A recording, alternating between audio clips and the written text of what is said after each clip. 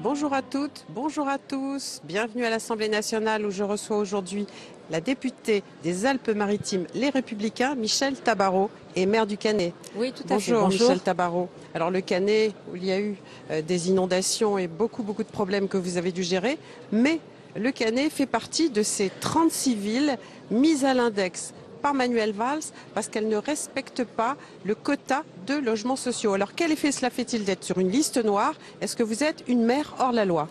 Alors, je trouve tout d'abord que la décision du gouvernement de publier cette liste est une décision indécente, particulièrement en ce qui concerne la commune du Canet, où nous venons de subir, vous l'avez dit, Daniel Sportiello, une situation dramatique avec de très fortes intempéries.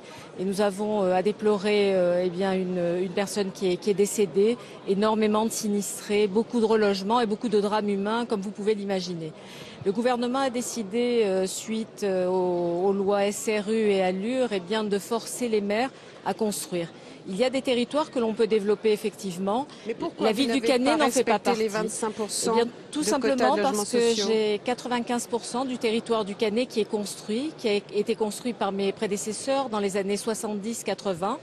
Et depuis que je suis arrivée comme maire, j'ai bloqué toutes les constructions.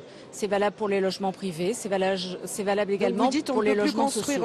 On ne peut plus construire au Canet. Donc je demande bien entendu à être jugée sur les nouveaux logements, c'est-à-dire qu'on m'impose un pourcentage, mais ne pas nous imposer ce que le gouvernement veut nous imposer. Je vous donne des chiffres qui sont quand même assez intéressants. Aujourd'hui, le gouvernement nous demande de créer 4 000 logements supplémentaires dans une commune qui compte 22 000 logements. Ça voudrait dire de créer sur un territoire qui est déjà énormément encombré, de créer énormément de logements. Les demandes de logements sociaux, c'est 500 logements sociaux. Donc ça veut dire qu'on va demander au Canet de supporter 4 000 logements supplémentaires pour loger des personnes en plus qui ne sont pas de la commune, et en mettant la vie des Canetans en danger, puisque plus on urbanise et plus on risque d'avoir des drames. Mais vous allez être mise à l'amende financièrement. Alors malheureusement, c'est déjà le cas, puisque nous avons une pénalité. Donc premièrement, on nous traite hors la loi, maire hors la loi. Je trouve que c'est insupportable, parce que nous respectons la loi, mais nous protégeons aussi nos concitoyens. Et nous payons une pénalité, justement, d'1,7 million, qui correspond à 10% à peu près du budget de taxe d'habitation pour nos concitoyens. Dans les 36 villes épinglées, est-ce que c'est un hasard qu'il y a principalement des municipalités de droite? Je pense évidemment à Neuilly, avec Monsieur Fromentin. Est-ce que la droite n'aime pas le social? Est-ce que la droite n'aime pas les pauvres et les démunis? Écoutez, je pense qu'au niveau de l'action sociale, du travail qui est fait dans les quartiers, de la sécurité qui est apportée, de l'écoute pour nos concitoyens, je pense que le gouvernement socialiste n'a pas de leçon à nous faire. C'est valable pour la droite, pour la gauche. Il y a des maires impliqués ou pas.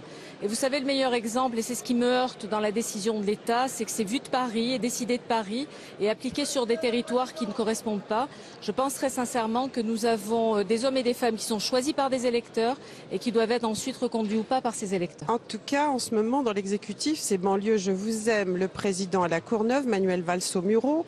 Il y a une grande affection pour la banlieue. Oui, il y a apparemment une campagne qui arrive à grands pas et une volonté de reconquérir des territoires qui étaient proches de ce gouvernement et qui se sont éloignés peu à peu. Par contre, on voit un gouvernement qui fait des annonces, qui a énormément déçu, et dans les propositions qui ont été faites, rien de concret. La mesure des 36 communes montre bien qu'on met à l'index 36 communes qui sont censées régler tous les problèmes de logement dans notre pays, tous les problèmes d'intégration, tous les problèmes de travail. On voit bien que le gouvernement ne sait plus trop où aller. Merci Michèle Tabarot. Merci à vous. Nous suivons ensemble cette séance. Je vous retrouve à 16h. À tout à l'heure.